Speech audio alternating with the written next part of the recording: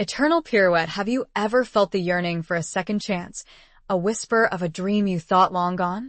Step into the world of Eternal Pirouette, where a former ballerina, Evelyn Reed, rediscovers the language of her soul through the transformative power of dance and, unexpectedly, finds a love that defies the boundaries of time and expectation. Prepare to be swept away by a story of resilience, healing, and the enduring beauty of the human spirit, where every step is a testament to the possibility of finding grace and love, no matter your age. Pirouette. In a beautifully restored, historic theater, bathed in the warm, golden light of a late afternoon sun, capture a deeply emotional and realistic scene. Evelyn Reed, a 55-year-old former prima ballerina, stands in a graceful, poised stance, one hand gently resting on a polished wooden ballet bar. Her auburn hair, streaked with silver, is pulled back in a loose bun, revealing the elegant lines of her neck and the subtle, time-etched beauty of her face. Her eyes, a deep, expressive hazel, are filled with a mixture of nostalgia, determination, and a spark of newfound hope. She's wearing a simple, flowing, lavender rehearsal outfit that accentuates her lean, dancer's physique, hinting at both strength and vulnerability. Beside her, slightly behind, stands Dr. Thomas Ashton, 58, a distinguished-looking physiotherapist. He has a kind, compassionate face, with warm brown eyes that reflect a deep understanding and admiration for Evelyn. His salt and pepper hair is neatly styled, and he wears a casual, well-fitted blue shirt that suggests both professionalism and approachability. He gazes at Evelyn with a gentle, supportive smile, his hand hovering near her shoulder, almost but not quite touching, conveying a sense of respect and burgeoning affection. The background features the theater's ornate details, aged, velvet seats, intricate plasterwork on the walls, and tall, arched windows that filter the sunlight, creating dancing dust motes in the air. The floor is worn, polished wood, reflecting the light and adding to the sense of history and timeless beauty. The overall mood is one of quiet intimacy, a blend of past memories and future possibilities, with a palpable sense of emotional connection between the two characters. Emphasize photographic realism, with cinematic shadows and soft, diffused lighting, capturing the textures of the wood, fabric, and skin, making the scene feel incredibly lifelike and emotionally resonant. Chapter 1. The Echo of Applause. Chapter 2. Shadows in the Empty Theater. Chapter 3. A Waltz with Memories. Chapter 4. Healing Hands, Open Hearts. Chapter 5. The Grant of Second Chances. Chapter 6. Whispers of Doubt, Steps of Courage. Chapter 7. The Daughter's Dance, The Mother's Dream. Chapter 8. The Rhythm of Resistance. Chapter 9. Jazz Nights and Hopeful Eyes. Chapter 10. The Old Guard and the New Step. Chapter 11. Aches and Aspirations. Chapter 12. The Language of the Body. Chapter 13. The Unspoken Words. Chapter 14. Breaking Barriers, Building Bridges. Chapter 15. The Soul in Motion. Chapter 16. The Crucible of Criticism. Chapter 17. A Storm of Disapproval. Chapter 18. Finding Strength in Vulnerability. Chapter 19. The Triumph of Transformation. Chapter 20. A Symphony of Acceptance. Epilogue. Short Intro. Pirouette. Chapter 1. The Echo of Applause. The scent of aged wood and rosin hung heavy in the air, a familiar perfume that had clung to Evelyn's skin and soul for 40 years. Dust motes danced in the lone shaft of sunlight slicing through the grimy windows of the old Orpheum Theater, illuminating a stage that had once throbbed with life, music, and the thunder of applause. Now only silence echoed, a silence Evelyn was determined to break. She stood at the edge of the stage, her hand resting on the smooth, worn surface of the bar that ran along the mirrored wall. 55 years old, and the phantom ache in her surgically repaired knee was a sharp reminder of the prima ballerina she once was, the graceful swan who had commanded this very stage. The memories were vivid, almost tangible, the heat of the spotlights, the rustle of tutus, the breathless hush before the curtain rose. But those days were sepia-toned now, a beautiful, bittersweet past. Evelyn closed her eyes, inhaling deeply. The musty scent of the theater was overlaid with something else, something cleaner and brighter, the faint, crisp aroma of lemon and lavender. It was the smell of possibility, of fresh paint and polished floors, of the dream she was painstakingly building brick by brick. This grand, decaying space was to become the ageless Grace Dance Studio, a sanctuary for seniors who, like her, believed that the language of the soul, expressed through dance, had no expiration date. A soft sigh escaped her lips. It was a daunting task. The Orpheum, nestled in the heart of Chicago's vibrant artistic district, had been abandoned for years, a forgotten relic of the city's golden age of theater. Evelyn had poured her savings, her retirement fund, everything, into purchasing and renovating this crumbling beauty. The structure itself was a testament to resilience, its ornate plasterwork and faded velvet seats whispering stories of legendary performances, of Broadway musicals and vaudeville acts, of a time when glamour and artistry reigned supreme. Her reflection in the mirrored walls stared back at her, a woman with silver threading through her auburn hair, fine lines etched around eyes that still held the spark of a dancer's fire. The body was leaner now, the muscles less defined, but the posture remained, that ingrained elegance that ballet had sculpted into her very being. She was no longer the ethereal Odette, but she was still Evelyn Reed, a dancer to her core. A sudden creak from the back of the theater made her jump. She turned, her heart quickening, half expecting to see a ghost from the Orpheum's illustrious past. But it was only the wind, rattling a loose window pane. Evelyn chuckled softly at her own nervousness. This place was filled with spirits, yes, but they were the benevolent kind, the echoes of artists who had poured their hearts and souls onto the stage. She felt a kinship with them, a shared understanding of the passion that drove them, the relentless pursuit of beauty and expression. She ran a hand through her hair, pulling it back into a loose bun, a habitual gesture from her performing days. The grant that was the key. The city's Arts for All initiative had offered a substantial grant for a senior dance therapy program, a lifeline that could make ageless grace a reality. But the competition was fierce, and the clock was ticking. She had 6 months to prove that her program could not only thrive but also challenge the deeply ingrained stereotypes about age and dance. The traditional ballet community, her former colleagues, were skeptical, to say the least. Therapy? They'd scoffed. Evelyn, darling, you were a star. This is a retirement hobby. Their words, laced with a mixture of pity and condescension, still stung.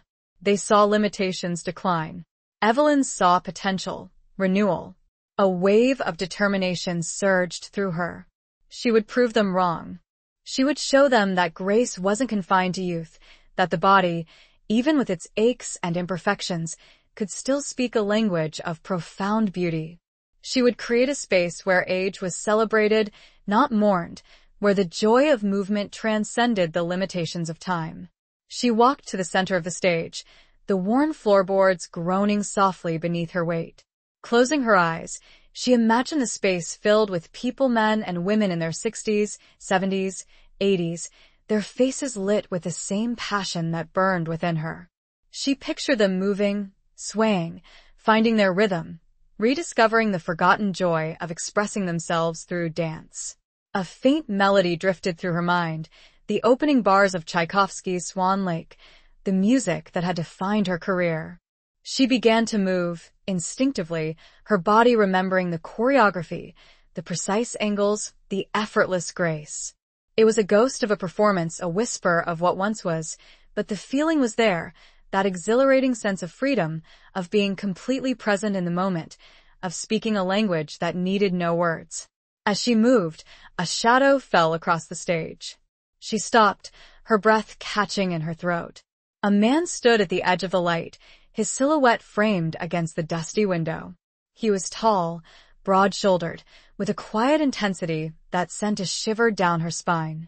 It was Dr. Thomas Ashton, the renowned physiotherapist, the man who had helped her through her grueling knee rehabilitation, the man who believed in her vision when no one else did. And, if she was honest with herself, the man who had stirred something within her that she thought had long been dormant. The echo of applause in her heart was suddenly drowned out by a different, more insistent rhythm. Chapter 2. Shadows in the Empty Theater. Thomas Ashton stood in the shadows, watching Evelyn move. Even in the dim light, her grace was undeniable.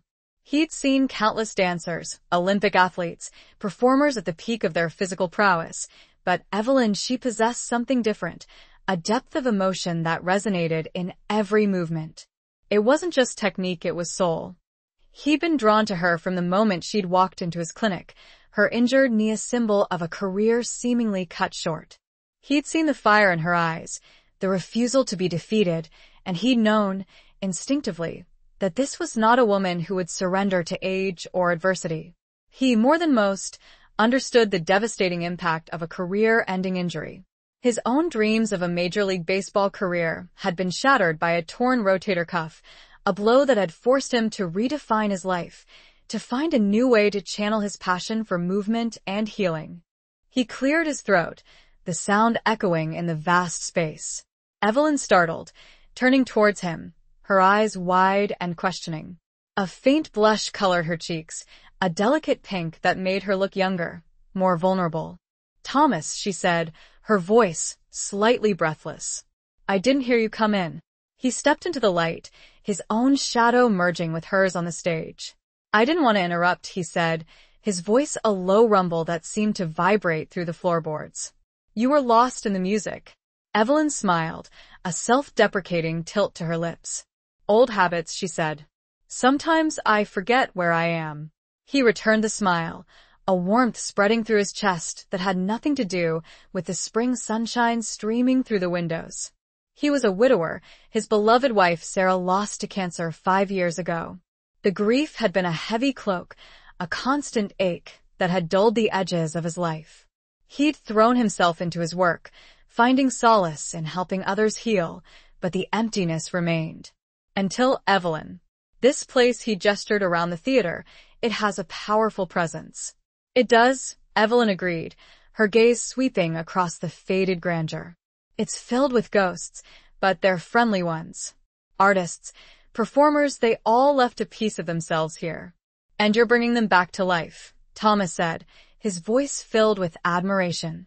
Evelyn's eyes met his, and for a moment, the air crackled with an unspoken connection. It was a shared understanding, a recognition of the passion that burned within them both, the belief in the transformative power of movement. "I hope so," she said, her voice a little shaky. "It's a big dream, Thomas. Sometimes I wonder if I'm being foolish." He took a step closer, his presence filling the space around her. He was a physically imposing man, his years of athletic training evident in his broad shoulders and strong physique. But his eyes, a deep, compassionate brown, held a gentleness that belied his strength. "You're not foolish, Evelyn," he said firmly. "You're courageous. And you're not alone." He reached out, his hand hovering just above hers, a hesitant gesture that spoke volumes. He wanted to touch her, to offer comfort, reassurance, but he held back, respecting the boundaries that still existed between them. Evelyn's breath hitched in her throat. The air between them felt thick, charged with an energy she hadn't felt in years. She was acutely aware of his proximity, the warmth radiating from his body, the faint scent of sandalwood and something else, something uniquely him. It was a scent that stirred a long-dormant longing within her, a yearning for connection, for touch, for something more than the solitary existence she'd grown accustomed to. "The grant committee is coming next week," she said, her voice a little unsteady. "They want to see a demonstration, a glimpse of what ageless grace could be." "And you'll show them," Thomas said, his voice filled with confidence.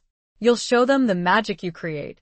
Evelyn smiled, but a shadow of doubt flickered in her eyes.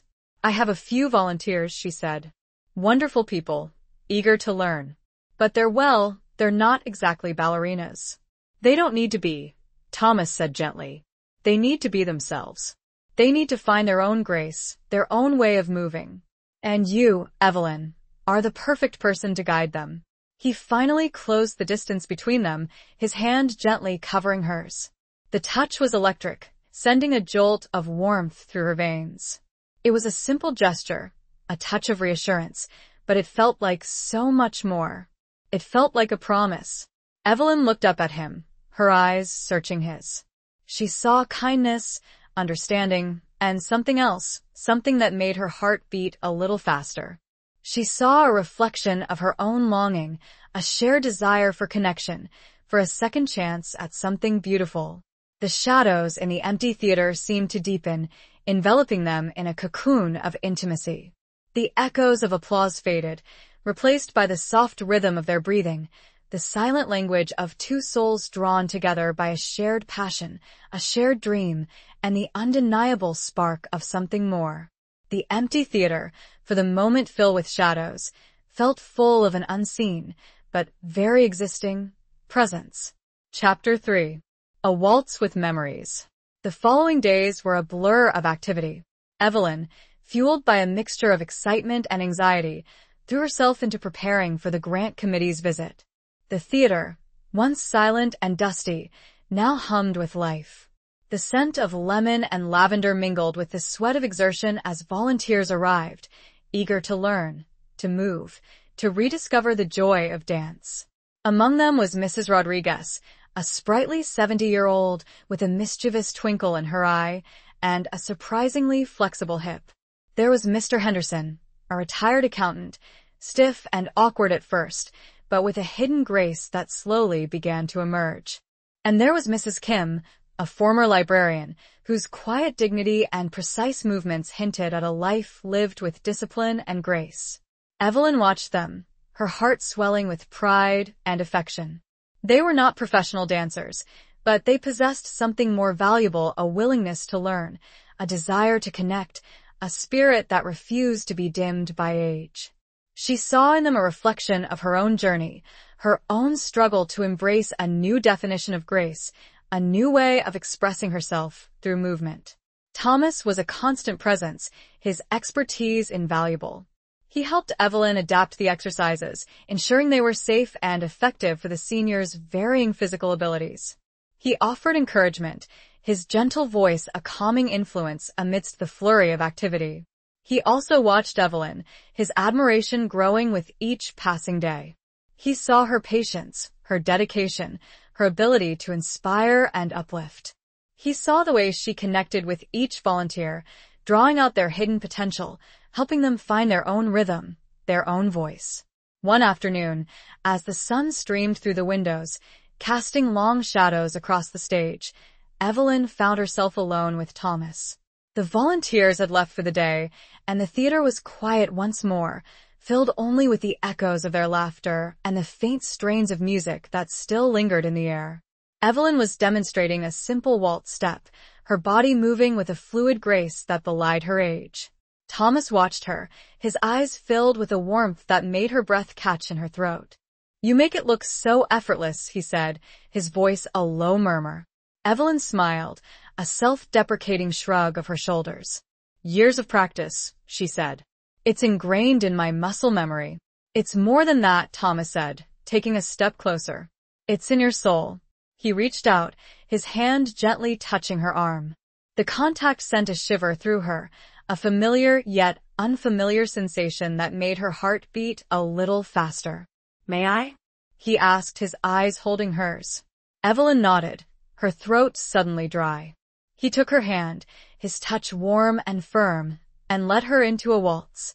The music, a recording of a Strauss classic, filled the theater, its lilting melody weaving a spell around them. They moved together, effortlessly, their bodies finding a rhythm that transcended words. It wasn't a perfect waltz, not the precise, technically flawless performance of Evelyn's past. But it was something more profound, something more meaningful. It was a dance of connection, of shared understanding, of two souls finding solace and joy in each other's presence. As they danced, memories flooded Evelyn's mind, images of her past, of her triumphs and failures, of the love she had lost and the dreams she had put on hold. She remembered her husband, David, a talented musician who had filled her life with music and laughter. He had been her rock, her biggest supporter, and his death from a sudden heart attack 10 years ago had left a void in her life that she thought would never be filled.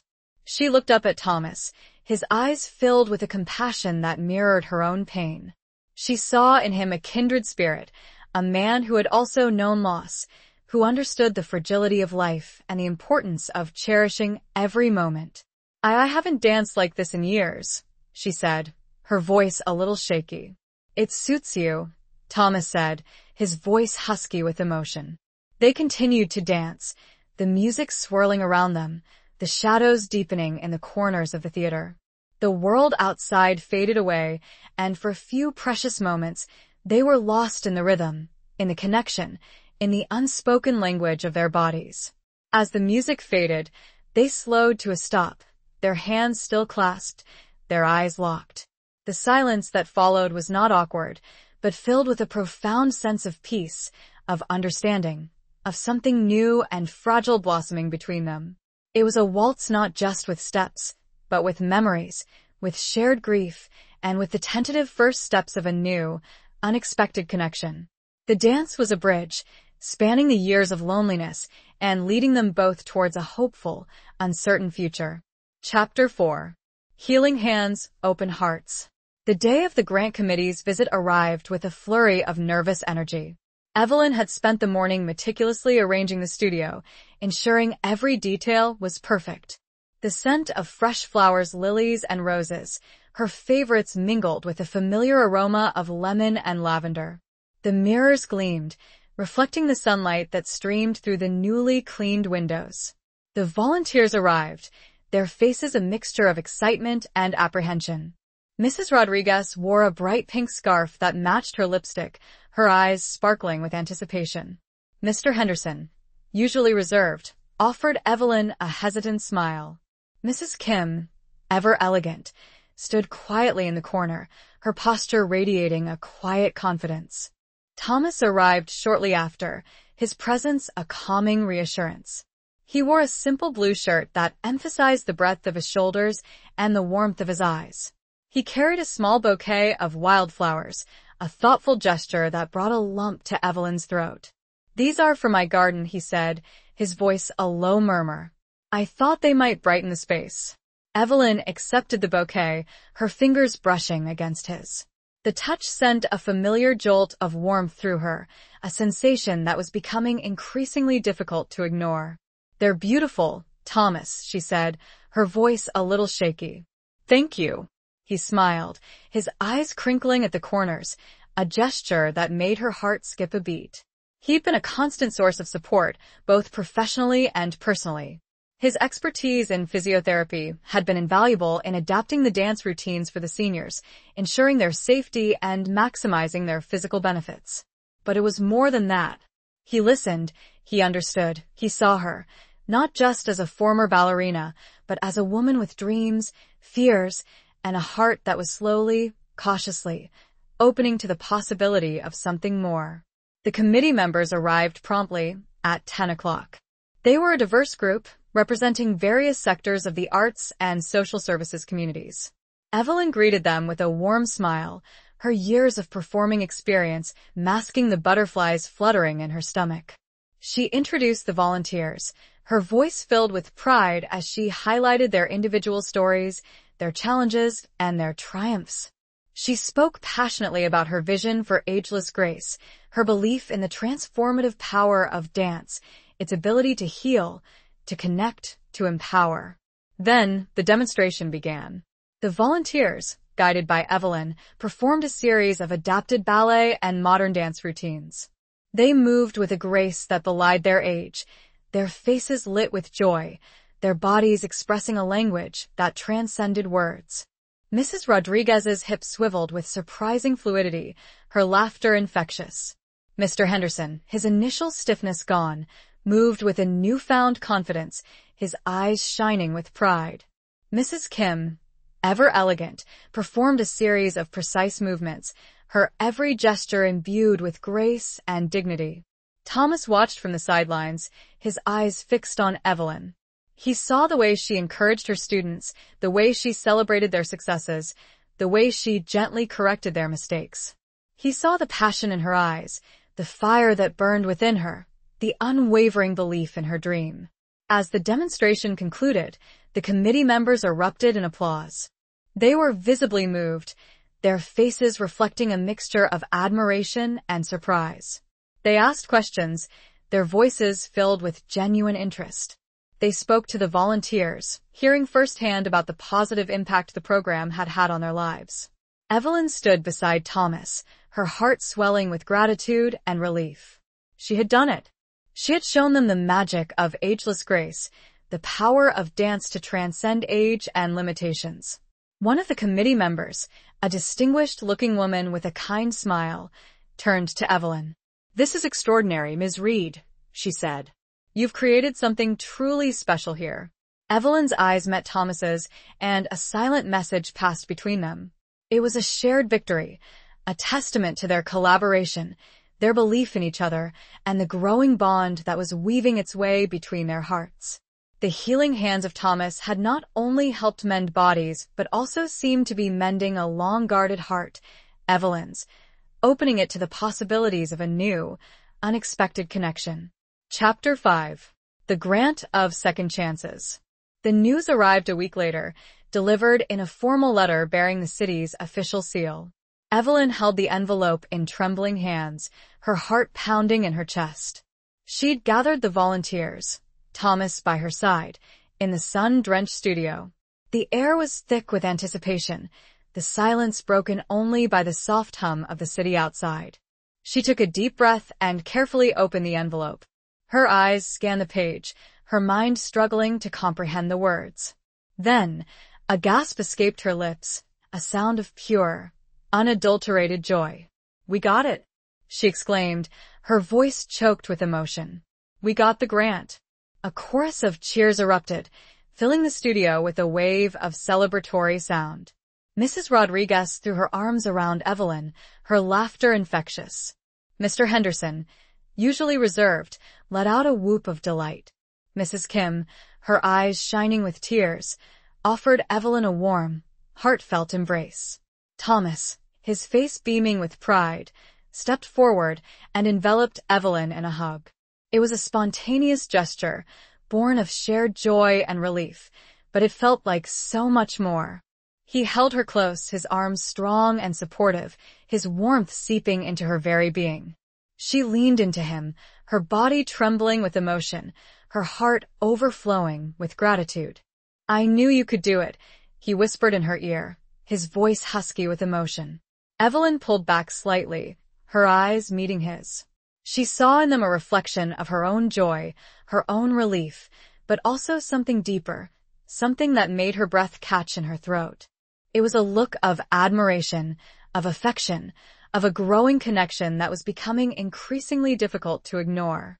The celebration continued, fueled by champagne and pastries that Mrs. Rodriguez had brought. The volunteers, their faces flushed with excitement, shared stories, laughter, and dreams for the future. Ageless grace was no longer just a vision, it was a reality. Later, as the sun began to set, casting long shadows across the studio, Evelyn found herself alone with Thomas. They stood by the window, watching the city lights twinkle to life, a breathtaking panorama of urban energy. "It's a second chance, Thomas," Evelyn said, her voice filled with wonder. "For all of us." Thomas nodded, his gaze fixed on the cityscape. "Life has a way of surprising us," he said, his voice a low murmur. "Sometimes, when we least expect it, it offers us a gift, a chance to start anew." He turned to face her, his eyes searching hers. He'd lost his wife, Sarah, 5 years ago, and the grief had been a constant companion. He'd built walls around his heart, protecting himself from the pain of loss. But Evelyn, she was chipping away at those walls, brick by brick. Her passion, her resilience, her unwavering belief in the power of dance had awakened something within him that he thought had long been dormant. "I never thought I'd feel this way again," he said, his voice hesitant, vulnerable. Evelyn's heart ached with a mixture of tenderness and understanding. She, too, had known loss, the devastating pain of losing her husband, David. She'd built her own walls, focusing on her work, her daughter, her memories. But Thomas, he was offering her a chance to step outside those walls, to embrace the possibility of something new, something unexpected. She reached out, her hand gently touching his arm. The contact sent a familiar warmth through her, a sensation that was both comforting and exhilarating. "Me neither," she whispered, her voice barely audible. He took her hand, his fingers interlacing with hers. The touch was electric, sending a jolt of energy through her veins. They stood there, in the soft glow of the city lights, their hands clasped, their eyes locked, two souls drawn together by a shared dream, a shared grief, and the undeniable spark of a second chance at love. The grant was more than just funding for a program. It was a catalyst, a turning point, a symbol of hope and renewal, not just for the studio, but for two hearts ready to dance again. Chapter 6. Whispers of Doubt, Steps of Courage. The grant brought with it not only funding but also a wave of publicity. Local newspapers and television stations ran stories about Ageless Grace, hailing it as an innovative program that was challenging ageist stereotypes and transforming lives. Evelyn found herself thrust into the spotlight, her image gracing the front pages of magazines, her story inspiring countless others. But with the acclaim came scrutiny, and not all of it was positive. The traditional ballet community, the world Evelyn had once inhabited, began to whisper. Some dismissed Ageless Grace as a watered-down version of real dance, a mere therapeutic exercise for the elderly. Others questioned Evelyn's motives, suggesting she was exploiting the seniors for personal gain. The criticism stung, especially when it came from former colleagues, dancers she had once admired and respected. She found herself battling self-doubt, questioning her own abilities, her own vision. The whispers echoed in her mind, threatening to undermine the confidence she had so carefully cultivated. One evening, after a particularly grueling rehearsal, Evelyn sat alone in the darkened studio, the silence amplifying her anxieties. The negative comments had chipped away at her resolve, leaving her feeling vulnerable and exposed. Thomas found her there, her shoulders slumped, her head in her hands. He sat beside her, his presence a comforting warmth in the cool, empty space. "Hey," he said softly, his voice filled with concern. "What's wrong?" Evelyn looked up at him, her eyes filled with tears. "They're right, Thomas," she said, her voice trembling. "Maybe I am a fraud. Maybe this whole thing is just a silly dream." Thomas gently took her hand, his touch sending a surge of warmth through her. He looked at her, his eyes filled with a fierce conviction that belied her doubts. "Don't you dare believe that, Evelyn," he said, his voice firm. "You are not a fraud. You're an inspiration. You're giving these people something precious, something they thought they'd lost: the joy of movement, the connection to their bodies, the feeling of being alive." He squeezed her hand, his grip reassuring. "Don't let the whispers of a few jealous souls drown out the voices of the many who are cheering you on. Don't let their negativity dim your light." His words were a lifeline, a reminder of the passion that had driven her, the belief in her vision that had sustained her through countless challenges.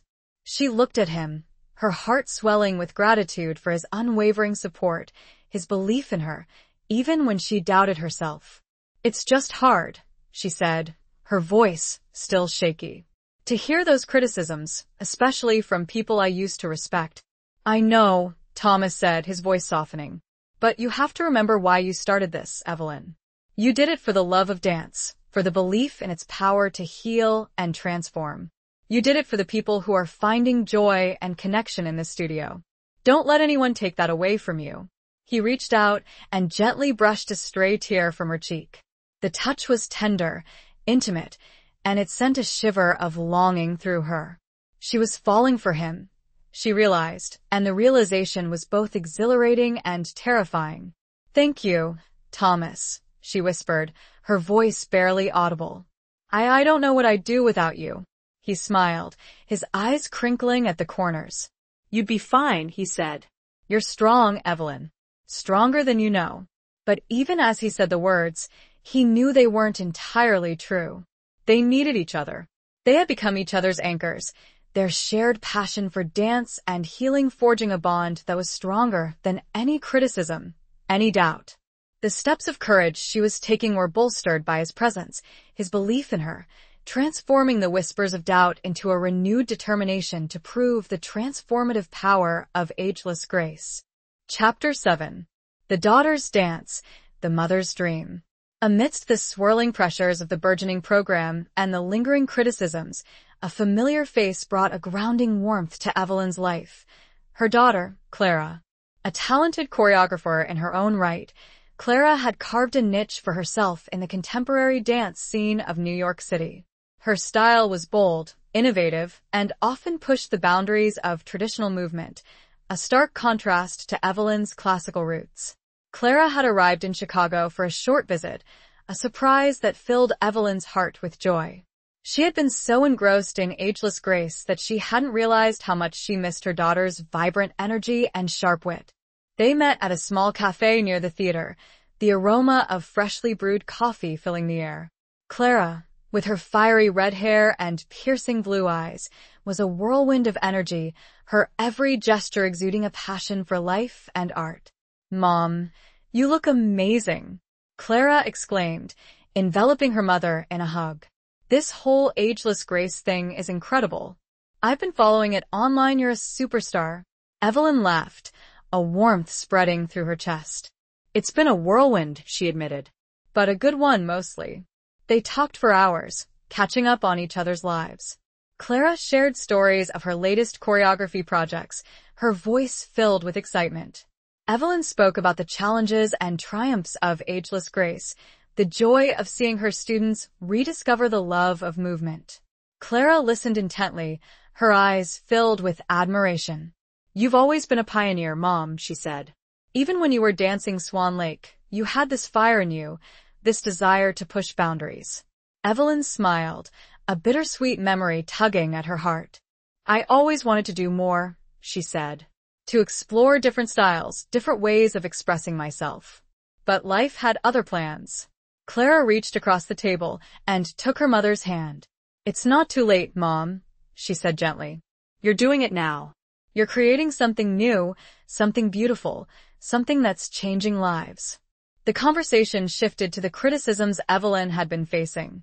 Clara's face hardened, her protective instincts kicking in. "Those old-fashioned ballet snobs," she scoffed. "They're just jealous, Mom.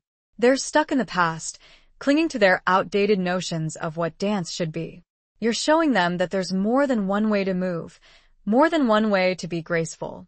Her words were a balm to Evelyn's soul, a reminder of the support she had from the people who mattered most. She realized that Clara wasn't just her daughter, she was her friend, her confidant, her biggest cheerleader.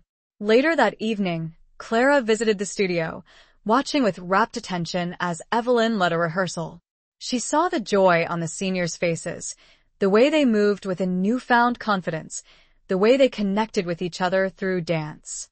After the rehearsal, Clara approached her mother, her eyes shining with tears.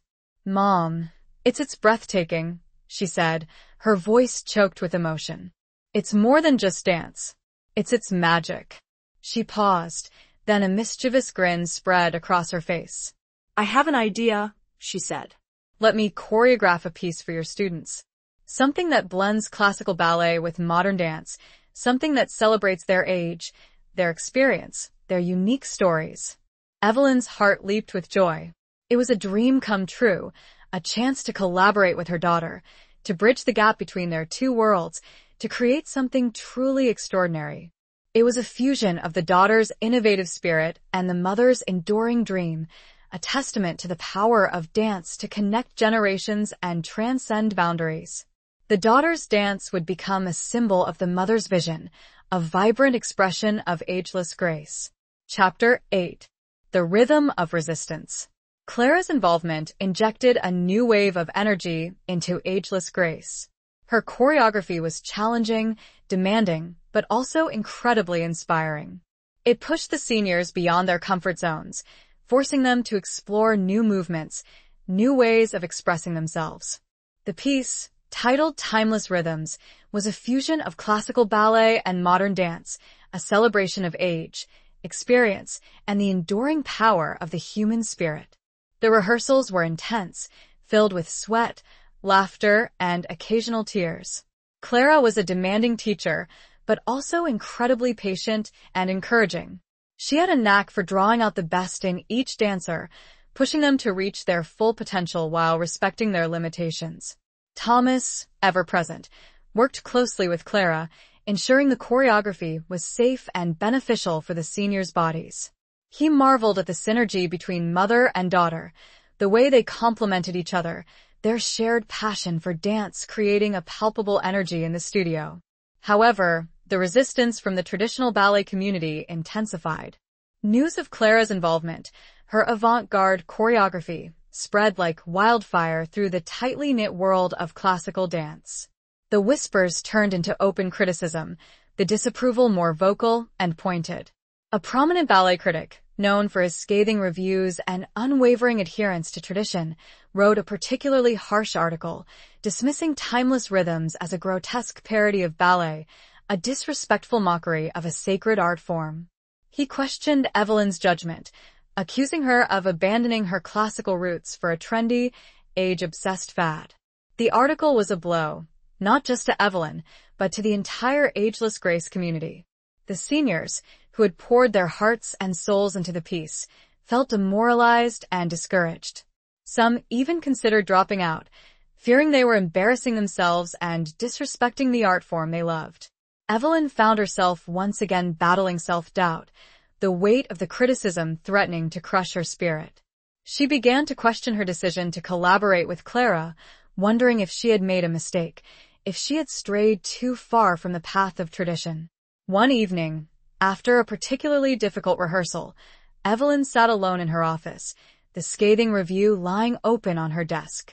Thomas found her there, her face pale and drawn, her eyes filled with a mixture of anger and despair. He sat beside her, his presence a comforting anchor in the storm of emotions raging within her. He didn't speak, simply offered her his hand.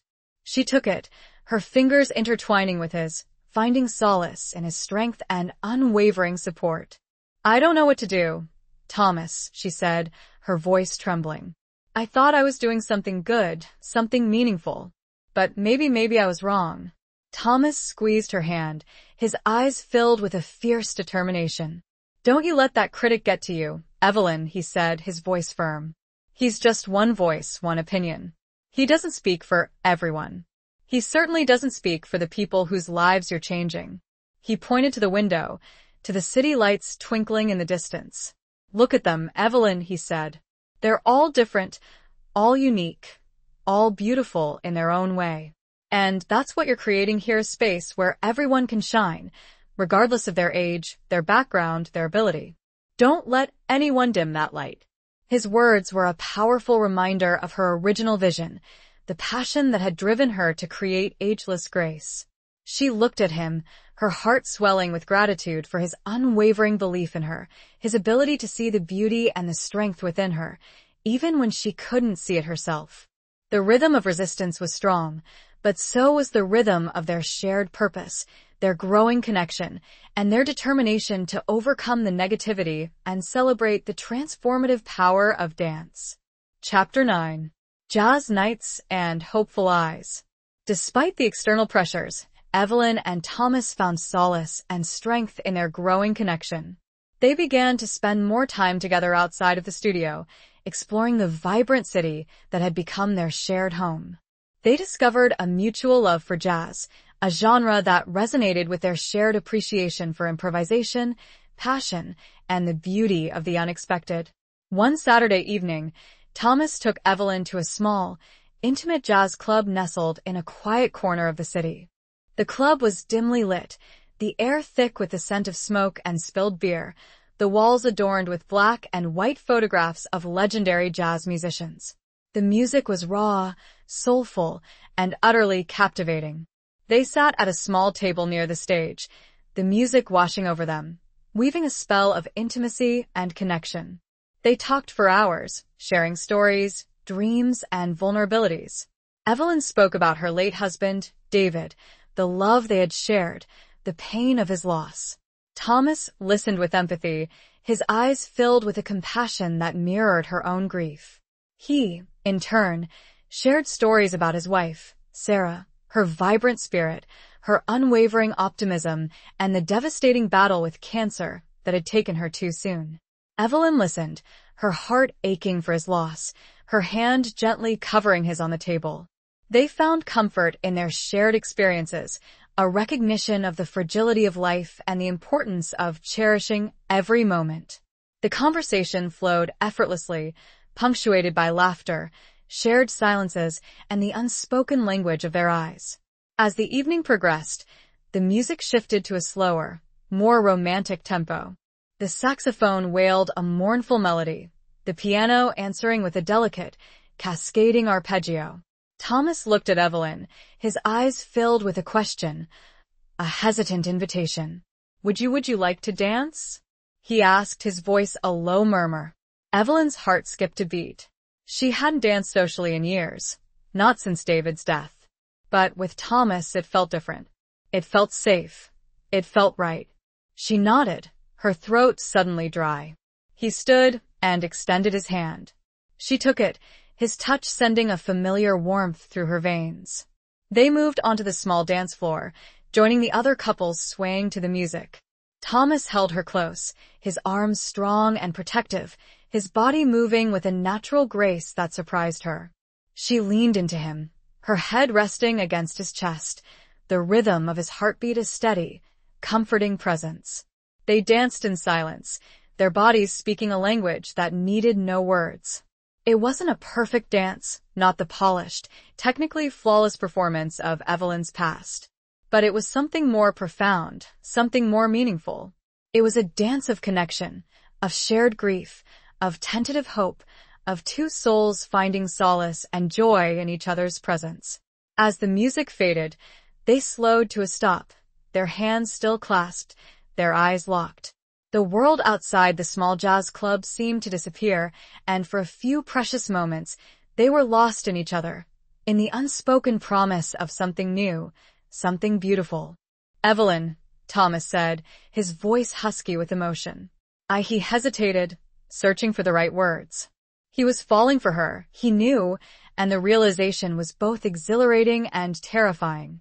He hadn't felt this way since Sarah, and the vulnerability of opening his heart again was daunting. Evelyn looked at him, her eyes filled with a tenderness that mirrored his own. She saw in him a kindred spirit, a man who understood her pain, her passion, her dreams. She, too, was falling for him, and the feeling was both terrifying and exhilarating. The hopeful eyes that looked at him mirrored the hopeful eyes that looked back at her, reflecting a shared desire for connection, for a second chance at love, forged in the crucible of shared loss and a mutual passion for dance and healing. The jazz night was more than just an evening out, it was a turning point, a moment of unspoken commitment, a silent promise of a future yet to be written. Chapter 10. The Old Guard and the New Step. The premiere of Timeless Rhythms was fast approaching, and the tension within the Ageless Grace community was palpable. The scathing criticism from the traditional ballet world had not abated, and the pressure to prove themselves was immense.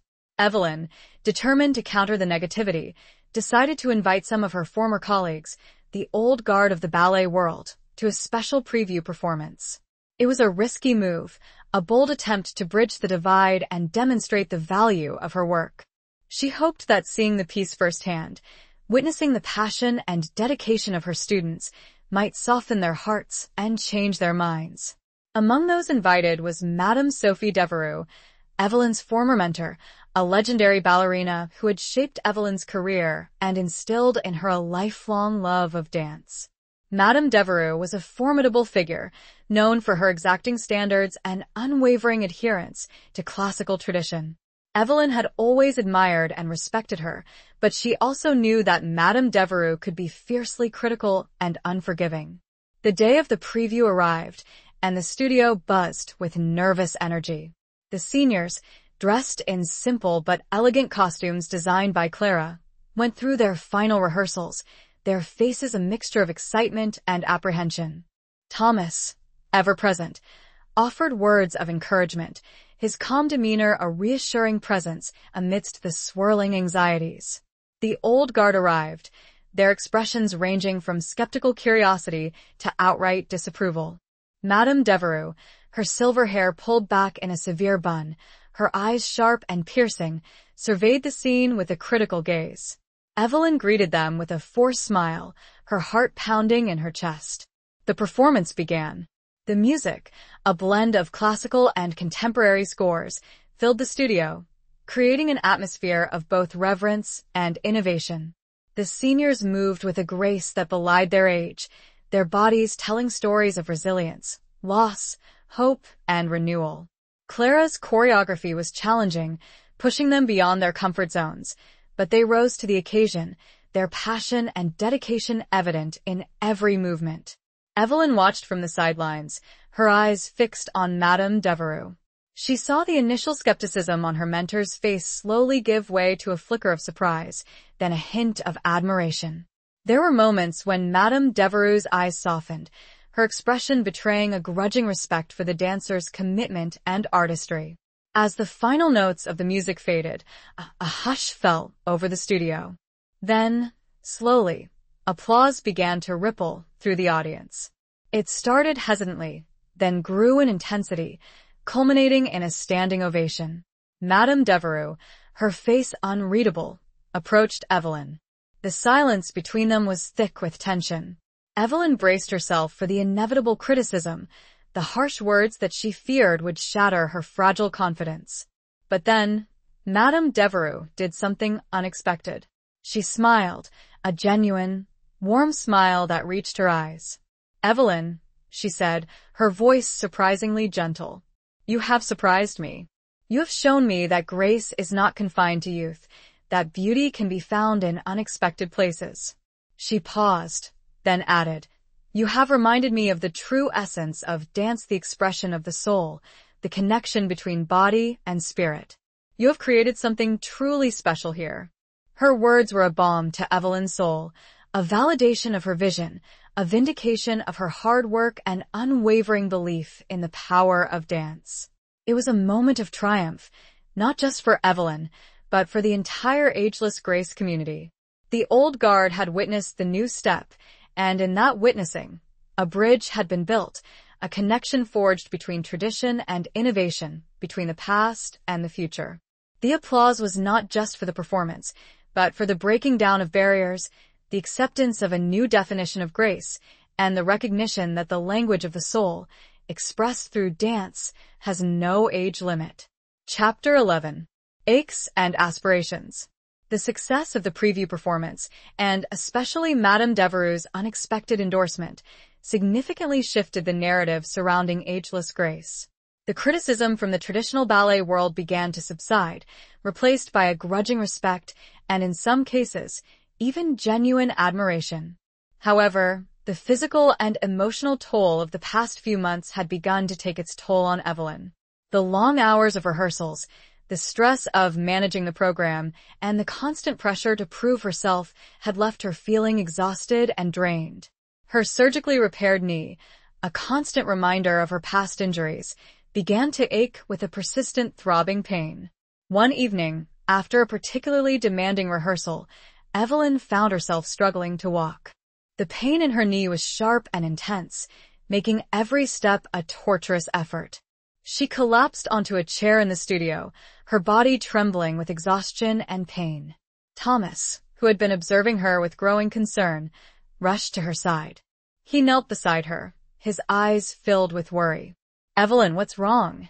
he asked, his voice gentle but firm. She tried to smile, to dismiss his concern, but the pain was too intense to ignore.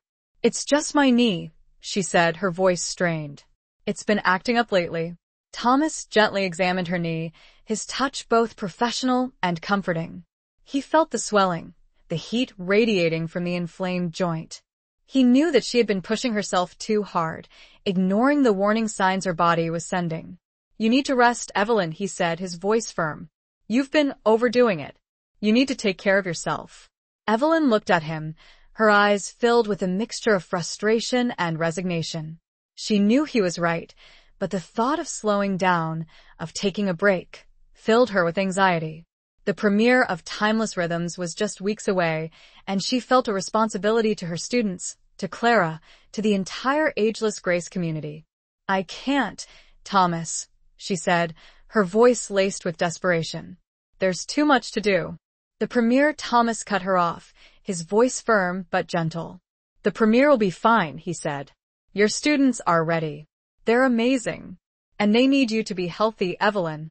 You can't pour from an empty cup." He helped her to her feet, his arms supporting her weight. He led her to her office, settling her into a comfortable chair. He brought her a glass of water and some pain relievers, his actions a mixture of professional care and personal tenderness. "I'm going to make you an appointment with my colleague, Dr. Lee," he said. "He's an excellent orthopedic surgeon. He'll take a look at your knee and make sure everything is okay." Evelyn nodded, her resistance crumbling in the face of his unwavering concern. She knew she needed to listen to her body, to heed the warnings it was sending. She also knew that she couldn't do it alone. She needed Thomas, his support, his expertise, his unwavering belief in her. As he sat beside her, his presence a comforting warmth in the quiet office, she realized how much she had come to rely on him, not just as a colleague, but as a friend, a confidant, and something more. The aches in her body were a stark reminder of her physical limitations, but the aspirations in her heart, fueled by Thomas's presence and the success of Ageless Grace, were stronger than ever. It was a moment of vulnerability, a recognition of the need for balance, for self-care, and for the healing power of connection, both physical and emotional. Chapter 12. The Language of the Body. Dr. Lee's diagnosis confirmed what Thomas had suspected. Evelyn had aggravated her old knee injury, causing inflammation and fluid buildup. He recommended rest, physical therapy, and possibly a cortisone injection to reduce the swelling. The news was a blow, forcing Evelyn to confront her physical limitations and the reality of aging. The thought of stepping back from rehearsals, even temporarily, was agonizing. She felt a responsibility to her students, to Clara, to the upcoming premiere. But she also knew that she couldn't ignore her body's needs any longer. Thomas was her rock, her constant support. He adjusted her physical therapy schedule to fit around the rehearsals, ensuring she received the care she needed without completely abandoning her responsibilities. He also took on a more active role in the rehearsals, working closely with Clara to guide the seniors through the choreography. One afternoon, as Evelyn sat on the sidelines, watching Thomas work with the dancers, she felt a pang of sadness, a sense of being disconnected from the art form she loved. She missed the feeling of movement, the freedom of expressing herself through dance. Thomas noticed her wistful gaze. He finished the exercise he was leading and walked over to her, his eyes filled with understanding. "I know it's hard, Evelyn," he said softly, sitting beside her. "To be so close, yet so far." Evelyn nodded, tears welling up in her eyes. I miss it so much," she whispered. "The feeling of flying." Thomas gently took her hand, his touch sending a surge of warmth through her. He understood her longing, the deep connection she had with dance, the way it defined her very being. "You'll dance again, Evelyn," he said, his voice firm. "I promise you. But for now, you need to listen to your body. You need to heal." He paused, then added, "There are other ways to express yourself, Evelyn. Other ways to communicate, to connect." He gestured towards the dancers, their bodies moving with grace and passion. "They're speaking your language, Evelyn," he said. "The language of the body. And you're still a part of that, even if you're not physically dancing." His words resonated deeply with her. She realized that he was right. Dance was more than just physical movement. It was a form of communication, a way of expressing emotions, telling stories, connecting with others. And she was still doing that, even from the sidelines. She was guiding her students, inspiring them, sharing her knowledge and passion. She looked at Thomas, her heart swelling with gratitude for his insight, his understanding, his unwavering support. He saw her, not just as a dancer, but as a whole person, with all her strengths and vulnerabilities. "Thank you, Thomas," she whispered, her voice choked with emotion. For seeing me. He smiled, his eyes crinkling at the corners, a gesture that made her heart skip a beat. He leaned closer, his voice a low murmur. I see you, Evelyn, he said. And I see something beautiful. His words hung in the air, a silent acknowledgement of the growing feelings between them. The language of the body, the unspoken connection they had shared from the beginning, was now blossoming into something deeper, something more profound. It was a moment of recognition, of acceptance, of the realization that healing came not just from physical therapy, but from the emotional connection that was weaving its way between their hearts. The forced rest became a period of introspection, a time to appreciate the non-physical aspects of dance and the profound connection she was building with Thomas. Chapter 13. The Unspoken Words. The enforced rest, while frustrating, provided Evelyn with an unexpected opportunity to deepen her connection with Thomas. They spent hours together, talking, sharing stories, and exploring the city. They visited art museums, attended concerts, and strolled through parks, their conversations ranging from lighthearted banter to profound discussions about life, loss, and the enduring power of the human spirit. One evening, they found themselves walking along the Chicago Riverwalk, the city lights reflecting on the water, creating a shimmering tapestry of color. The air was cool and crisp, carrying the scent of autumn leaves and the distant sound of city traffic. They stopped at a quiet spot overlooking the river, the silence between them comfortable and familiar. They had reached a point in their relationship where words were often unnecessary, their connection transcending the need for constant conversation. Thomas looked at Evelyn, his eyes filled with a tenderness that made her heart ache. He had been so patient, so supportive, so understanding. He had seen her at her most vulnerable, her most frustrated, and he had never wavered in his belief in her. Evelyn, he said, his voice a low murmur. I need to tell you something. His hesitation was palpable, his vulnerability mirroring her own. She knew what was coming, and her heart both leaped with anticipation and trembled with fear. She nodded, her throat suddenly dry. I think I know, she whispered. He took a deep breath, his eyes searching hers. I've fallen in love with you, Evelyn, he said, his voice raw with emotion. I know it's complicated. Our pasts, our losses, but I can't deny it any longer. You've brought light back into my life. Evelyn. You've shown me that it's possible to love again, to hope again. Tears welled up in Evelyn's eyes, tears of joy, of relief, of a love that had been blossoming slowly, silently, but undeniably. She reached out and gently touched his face, her fingers tracing the lines etched by time and experience. I've fallen in love with you too, Thomas, she whispered, her voice choked with emotion. You've healed me, in ways I never thought possible.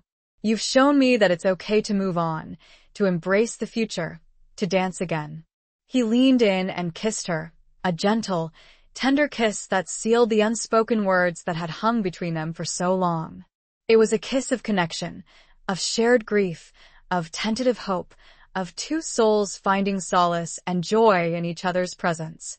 The city lights swirled around them, the river flowed silently beneath them, and for a few precious moments, the world outside faded away. They were lost in each other, in the promise of a new beginning, a second chance at love, a future filled with uncertainty, but also with boundless possibility. The unspoken words had finally been spoken, the feelings acknowledged, the connection solidified. It was a moment of vulnerability, of courage, of two hearts opening to each other, embracing the risk and the beauty of falling in love again. The kiss was not just a romantic gesture, it was a symbol of healing, of acceptance, of a future where they would face life's challenges together, supporting each other, loving each other, and dancing through life, hand in hand. Chapter 14. Breaking Barriers, Building Bridges. With the premiere of Timeless Rhythms just days away, Evelyn and Thomas, their relationship now openly acknowledged, faced a new challenge: how to navigate their personal connection within the professional context of Ageless Grace. They were determined to maintain the integrity of the program, to ensure that their relationship did not overshadow the work they were doing with the seniors. They decided to be open and honest with the volunteers, sharing their news in a simple, heartfelt way. They gathered the group after a rehearsal, the atmosphere filled with anticipation. "We have something we want to share with you all," Evelyn said, her hand clasped tightly with Thomas's. "As you know, Thomas and I have been working closely together for many months now. And well, our relationship has grown into something more." She paused, looking at the faces of the volunteers, her heart filled with a mixture of nervousness and hope. A warm smile spread across Mrs. Rodriguez's face. "Oh, honey," she said, her eyes twinkling. "We've known for weeks. We were just waiting for you two to figure it out." A chorus of laughter and knowing smiles rippled through the group. Mr. Henderson offered a hearty congratulations, while Mrs. Kim, ever elegant, expressed her heartfelt best wishes. The volunteers' acceptance and support were a tremendous relief, a validation of the bond they had all formed, a testament to the open, inclusive spirit of ageless grace. The news, however, did not sit well with everyone. A small faction within the traditional ballet community, those who had been most critical of Evelyn's work, seized upon the relationship as further evidence of her unprofessionalism and lack of commitment to the art form. They whispered about conflicts of interest and inappropriate behavior, attempting to undermine the credibility of ageless grace. Evelyn and Thomas refused to be intimidated by the negativity.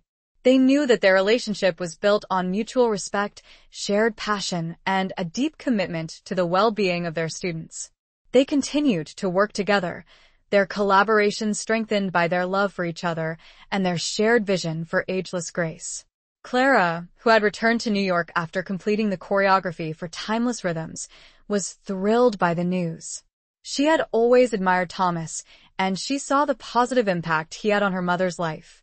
"Mom, I'm so happy for you," she exclaimed during a video call. "You deserve all the happiness in the world. And Thomas, he's a good man. I can see it in his eyes." Her blessing was a further source of strength and encouragement.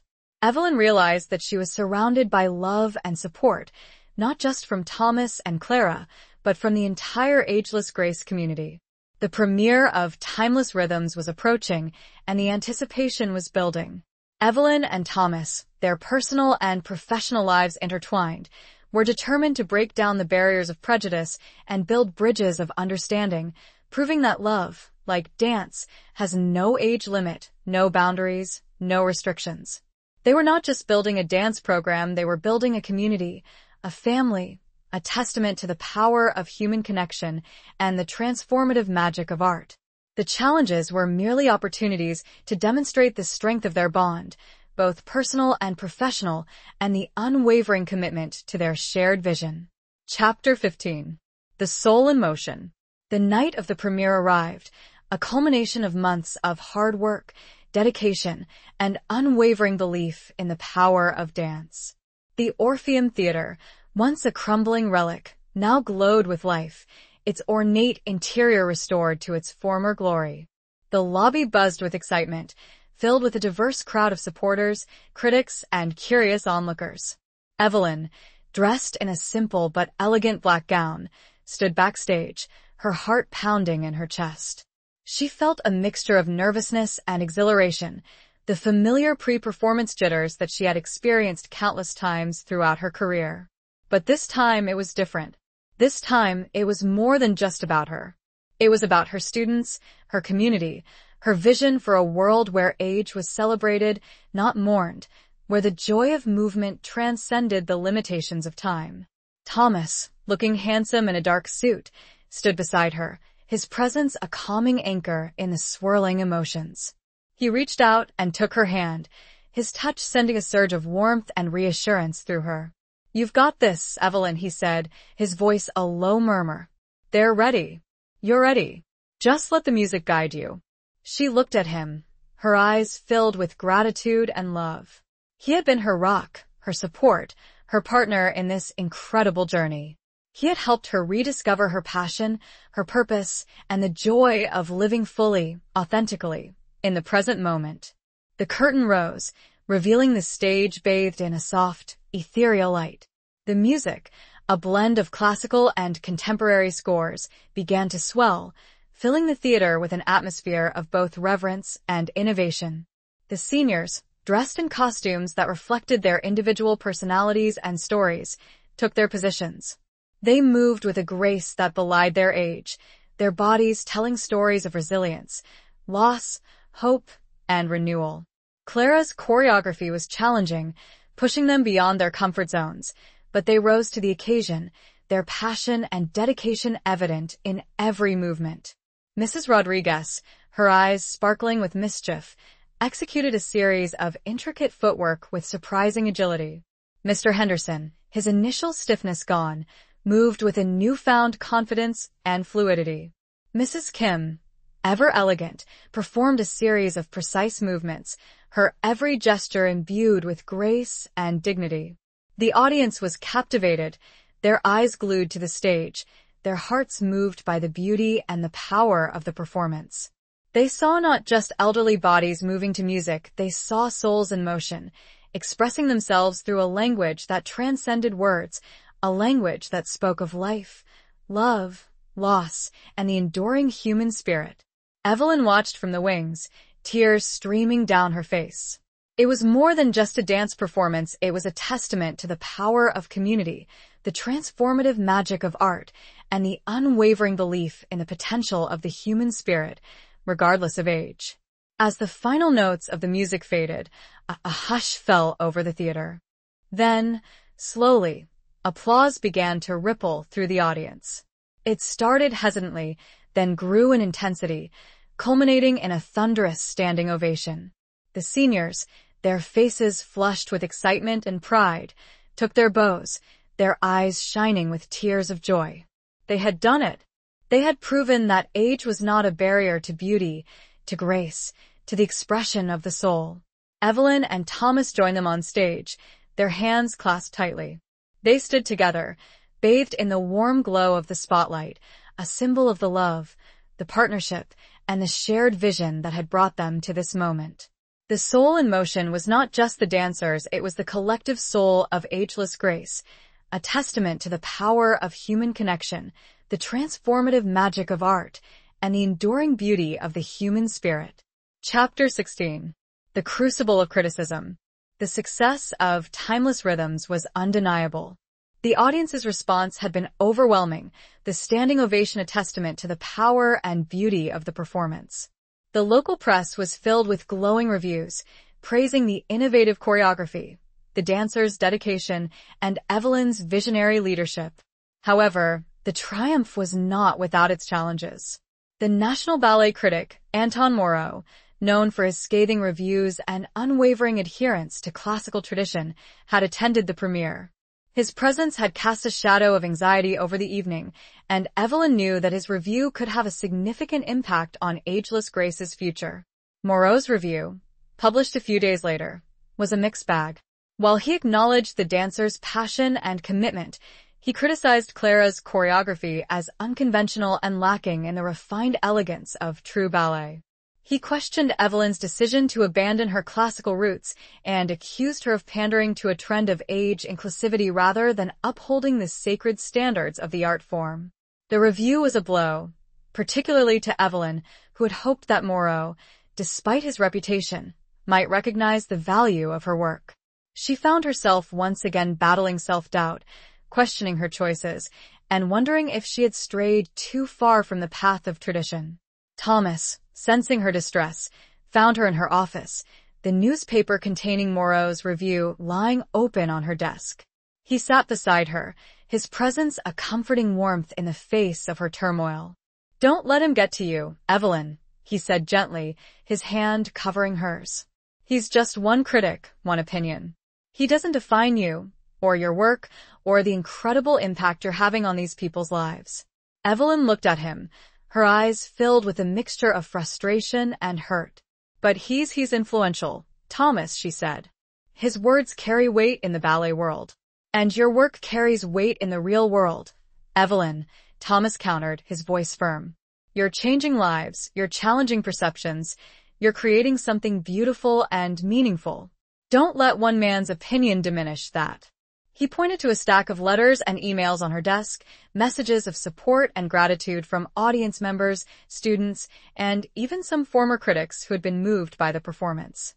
"Look at these, Evelyn," he said. "These are the voices that matter. These are the people who understand what you're doing, who appreciate the beauty and the power of ageless grace." His words were a powerful reminder of her original vision, the passion that had driven her to create this program, the belief in the transformative power of dance. She realized that she couldn't please everyone, that there would always be critics, but she couldn't let their negativity overshadow the positive impact she was having on so many lives. The crucible of criticism, while painful, served to strengthen her resolve, to reaffirm her commitment to her vision, and to solidify her bond with Thomas. They faced the challenges together, their love and partnership a source of strength and resilience. They knew that they were on the right path, that they were making a difference, and that the voices of support and gratitude far outweighed the voices of doubt and disapproval. The negative review, while hurtful, ultimately served to highlight the broader impact of ageless grace, reinforcing the importance of their mission and the strength of their community. Chapter 17. A Storm of Disapproval. Despite the overall positive reception of Timeless Rhythms and the growing support for ageless grace, a small but vocal group of traditionalists within the ballet community continued their campaign of criticism. Led by a former colleague of Evelyn's, a once renowned ballerina named Giselle Dubois, they launched a petition to have the city's Arts for All grant revoked, claiming that ageless grace was a mockery of ballet and a misuse of public funds. Giselle, a staunch advocate for classical purity, had always been critical of Evelyn's more experimental approach to dance. She saw ageless grace as a threat to the integrity of the art form, a dilution of the rigorous standards that she had dedicated her life to upholding. The petition, while not widely supported, created a storm of controversy, attracting media attention and fueling a public debate about the definition of art, the role of tradition, and the value of inclusivity. Social media platforms became battlegrounds, with supporters and detractors of ageless grace clashing in heated online arguments. Evelyn found herself once again in the spotlight, forced to defend her work, her vision, and her personal integrity. The attacks were becoming increasingly personal, with Giselle and her followers questioning Evelyn's motives, her qualifications, and even her relationship with Thomas. The stress of the situation began to take its toll. Evelyn found herself losing sleep, her appetite diminished, her anxiety levels soaring. She felt like she was constantly battling against a tide of negativity, struggling to keep her head above water. One evening, after a particularly grueling day of dealing with the fallout from the petition, Evelyn broke down. She sat in her office, tears streaming down her face, feeling overwhelmed and defeated. Thomas found her there, her body trembling with emotion. He knelt beside her, his arms wrapping around her in a comforting embrace. He didn't speak, simply held her close, allowing her to release the pent-up emotions that she had been holding back for so long. I can't do this anymore, Thomas," she sobbed, her voice choked with despair. They're tearing me apart. They're trying to destroy everything I've built." Thomas held her tighter, his voice firm and reassuring. "Don't you let them win, Evelyn," he said. "Don't you let them take away your joy, your passion, your belief in what you're doing. You are stronger than this. We are stronger than this." He reminded her of the countless lives they had touched, the positive impact they had had on their students, the community they had built together. He reminded her of her original vision, the dream that had sustained her through so many challenges. "They're afraid, Evelyn," he said. "They're afraid of change, afraid of anything that challenges their narrow definition of art. But you're not afraid. You're a pioneer, a visionary. You're showing the world that beauty has no age limit, that grace can be found in unexpected places." His words, his unwavering support, his love, were a lifeline, pulling her back from the brink of despair. She looked at him, her heart swelling with gratitude and a renewed sense of determination. The storm of disapproval was raging, but they would weather it together. They would stand firm in their belief in ageless grace, in their commitment to their students, and in their love for each other. They would not be silenced. they would not be intimidated. They would continue to dance, to create, to inspire, proving that the power of art, like the power of love, can overcome any obstacle. Chapter 18. Finding Strength in Vulnerability. The public debate surrounding ageless grace continued to rage, fueled by Giselle Du Bois's relentless campaign and the media's fascination with the controversy. Evelyn and Thomas found themselves thrust into the center of a storm, facing intense scrutiny and criticism. Despite the external pressures, they remained steadfast in their commitment to their students and their vision. They knew that the best way to counter the negativity was to continue doing what they did best, creating beautiful, meaningful dance and fostering a supportive, inclusive community. One evening, Evelyn decided to address the controversy head-on. She organized a public forum at the Orpheum Theater, inviting supporters and detractors alike to come together for an open and honest discussion about ageless grace, the definition of art, and the value of inclusivity. The forum was well attended, the theater packed with a diverse crowd representing a wide range of opinions and perspectives. Giselle Du Bois and her followers were present, their faces set in expressions of disapproval. Evelyn, standing on the stage alongside Thomas, began by sharing her personal story, her journey from prima ballerina to founder of Ageless Grace. She spoke passionately about her belief in the transformative power of dance, its ability to heal, to connect, to empower, regardless of age or ability. She then opened the floor to questions and comments, creating a space for respectful dialogue and exchange of ideas. The discussion was lively and at times heated, with passionate arguments presented from both sides.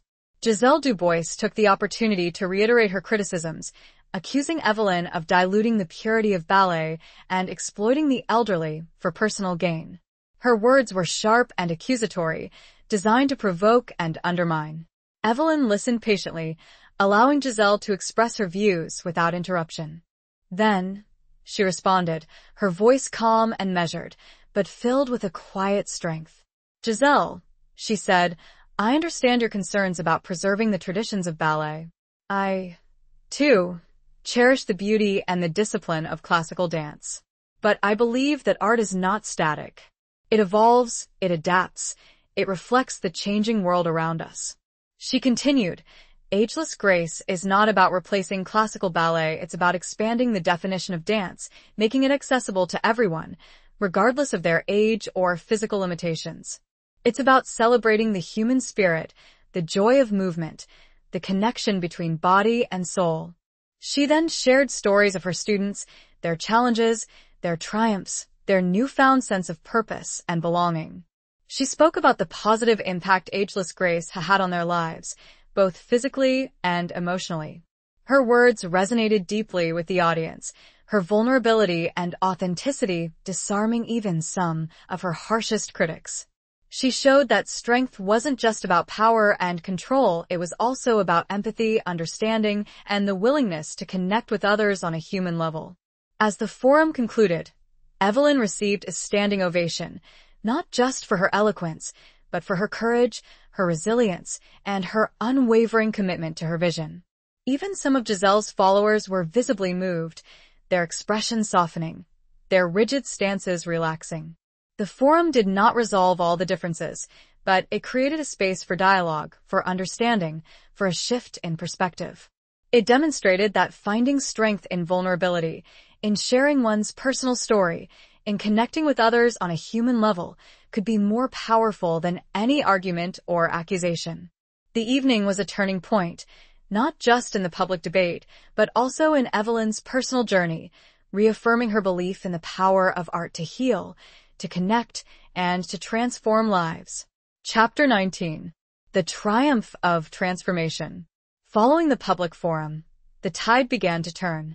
The media coverage of Ageless Grace became more nuanced, highlighting the positive impact of the program on the seniors' lives and the broader conversation about inclusivity and the arts. Public support for Evelyn and Thomas grew, with many people expressing admiration for their courage, resilience, and commitment to their vision. Even Giselle Du Bois, while not publicly retracting her criticisms, seemed to soften her stance. She began to attend Ageless Grace rehearsals, observing the dancers with a mixture of curiosity and grudging respect. She saw the joy on their faces, the way they moved with a newfound confidence, the way they connected with each other through dance. One afternoon, after a particularly moving rehearsal, Giselle approached Evelyn. The two women, once colleagues, then adversaries, stood facing each other, a history of shared passion and conflicting ideologies between them. "Evelyn," Giselle said, her voice hesitant, her usual harshness softened. "I may have been wrong about some things." She paused, then added, "I still believe in the importance of preserving the traditions of ballet. But I see now that there is room for other forms of expression. I see the value in what you're doing here." Her words were a significant concession, a testament to the transformative power of ageless grace, its ability to touch even the most hardened hearts. Evelyn smiled, a genuine, heartfelt smile that reflected the long journey they had both traveled. "Thank you, Giselle," she said. That means a lot to me." The two women shared a moment of understanding, a silent acknowledgement of the complexities of art, life, and the ever-evolving human spirit. The city council, which had been considering the petition to revoke Ageless Grace's grant, announced its decision. They would not only continue to fund the program but would also increase its support, recognizing its significant contribution to the community's well-being. The news was met with jubilation by the Ageless Grace community. The seniors, who had been through so much uncertainty and criticism, celebrated their triumph, their resilience, their unwavering belief in the power of dance. Evelyn and Thomas, their hands clasped tightly, stood together, watching the celebration unfold. They had weathered the storm, overcome the challenges, and emerged stronger, their love and partnership a testament to the power of human connection and shared purpose. The triumph of Ageless Grace was not just about winning a grant or silencing critics. It was about the transformation that had taken place within the hearts and minds of everyone involved. It was about the seniors rediscovering their joy, their confidence, their sense of belonging. It was about Evelyn finding her voice, her purpose, her second chance at love and fulfillment. It was about the community coming together, embracing diversity, and celebrating the enduring beauty of the human spirit. The transformation was not just of individuals, but of perceptions, of attitudes, of the very definition of what it means to be alive, to be human, to be connected through the universal language of dance. Chapter 20. A Symphony of Acceptance. A year had passed since the premiere of Timeless Rhythms, a year filled with growth, challenges, triumphs, and the deepening of bonds within the Ageless Grace community. The program had flourished, expanding its reach to include more seniors, offering a wider range of dance styles, and becoming a beacon of inspiration for similar initiatives across the country. Evelyn and Thomas, their love solidified by the shared journey, decided to take a significant step in their personal lives. They got married in a small, intimate ceremony held in the Orpheum Theater, surrounded by their family, friends, and the beloved members of Ageless Grace. Clara, radiant with happiness for her mother, served as the maid of honor. Mrs. Rodriguez, Mr. Henderson, and Mrs. Kim, representing the heart of Ageless Grace, participated in the ceremony, their presence a testament to the profound impact Evelyn and Thomas had had on their lives. Even Giselle Du Bois attended, offering Evelyn a warm embrace and a genuine expression of congratulations. The former adversaries had reached a place of mutual respect and understanding, their shared passion for dance bridging the divide that had once separated them. The ceremony was filled with music, laughter, and tears of joy. Evelyn and Thomas exchanged vows, their words reflecting their deep love, their shared commitment, and their unwavering belief in the power of second chances. After the ceremony, the theater transformed into a dance floor, celebrating the union of two souls and the enduring spirit of Ageless Grace. Seniors, instructors, family, and friends danced together, their movements a symphony of acceptance, inclusivity, and joy. Evelyn and Thomas, their eyes locked in a loving gaze, danced their first dance as husband and wife. It was not a perfect dance, not the technically flawless performance of Evelyn's past, But it was something more profound, something more meaningful. It was a dance of connection, of shared history, of a love that had blossomed amidst challenges and blossomed into a beautiful, enduring partnership. As they danced, Evelyn looked around at the faces of the people who had become her extended family, the community that had embraced her vision and supported her every step of the way. She saw joy. She saw resilience. She saw the transformative power of dance, the magic of human connection. She realized that Ageless Grace was more than just a dance program. It was a movement, a testament to the enduring beauty of the human spirit, a celebration of life, love, and the unwavering belief in the possibility of second chances. It was a symphony of acceptance, a harmonious blend of diverse voices, experiences, and dreams, all united by the universal language of dance. The final chapter was not an ending, but a beginning, a continuation of the journey, a promise of a future filled with love, laughter, and the enduring joy of movement. Epilogue. Years passed, and Ageless Grace continued to thrive, expanding its reach far beyond the walls of the Orpheum Theater. Evelyn and Thomas, their love deepened by time and shared experiences, remained at the helm, guiding the program with unwavering passion and dedication. They watched as new generations of seniors discovered the joy of movement, the transformative power of dance, the sense of belonging that Ageless Grace provided. They witnessed countless stories of resilience, of healing, of lives transformed by the simple act of moving to music. Clara, now a renowned choreographer with an international reputation, continued to collaborate with Ageless Grace, creating new pieces that challenged and inspired the dancers. She often brought her own children, Evelyn and Thomas's grandchildren, to the studio, instilling in them a love of dance and a deep appreciation for the wisdom and grace of their elders. Giselle Dubois, having fully embraced the inclusive spirit of Ageless Grace, became a regular guest instructor, sharing her expertise and experience with the seniors, bridging the gap between classical tradition and contemporary innovation. One sunny afternoon, Evelyn and Thomas, their hair now silvered with age, sat on a bench in a park near the theater, watching a group of children playing, their laughter echoing through the air. They held hands, their fingers interlaced, their touch a familiar comfort, a silent testament to a love that had endured and deepened over time. "Look at them, Thomas," Evelyn said, her voice filled with a quiet joy. "So full of life, so full of energy." Thomas smiled, his eyes crinkling at the corners. "Just like us," he said, his voice a low murmur. Evelyn chuckled, a warm, heartfelt sound that reflected the contentment and fulfillment she felt. They had built a life together, a legacy of love, of art, of community, a testament to the power of second chances and the enduring beauty of the human spirit. As the sun began to set, casting a golden glow over the city, they rose from the bench, their movements a little slower now, a little more deliberate, but still filled with a grace that belied their age. They walked hand in hand towards the Orpheum Theater, the place where their journey had begun, the place where their love had blossomed, the place where countless lives had been transformed by the magic of dance. The echoes of applause, the whispers of doubt, the storms of disapproval, all faded into the distance, replaced by the symphony of acceptance, the harmonious rhythm of a life well lived, a love well cherished, a dream fully realized.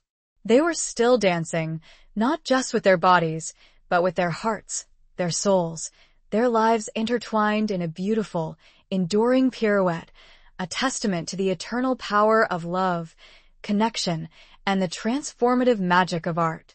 The epilogue was not an end, but a continuation, a reminder that the dance of life goes on, ever evolving, ever beautiful, ever inspiring.